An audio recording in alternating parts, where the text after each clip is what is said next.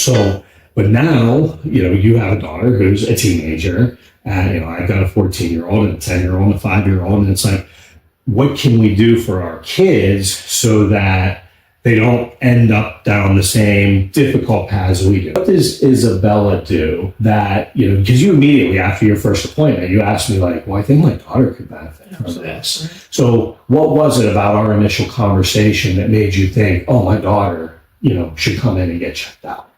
Well, first of all, I'm sure as a child, and I might not remember, I'm sure she has fallen. I'm sure she hurt herself during the gym class, which I was not aware of. She does tell me sometimes, I hurt, I fell, I'm clumsy, blah, blah, blah. Yeah. However, I didn't know to what extent she could have hurt herself. Correct. Right? She's not limping afterwards, so I'm assuming she's okay. Yeah. Right? So...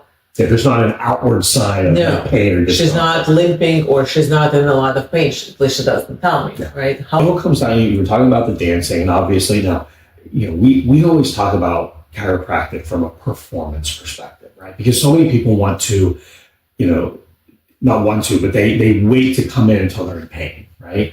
And that would be kind of like waiting until your check engine light comes on, or waiting until your engine starts smoking to go into the mechanic. Yeah. It's like, no, you put good oil in your car. You put the gas in your car. So you're doing the practices and the habits to keep healthy. It's a lot easier to raise healthy children than recover injured or sick adults. Absolutely. And again, so that's why I'm excited bringing Isabella to your office.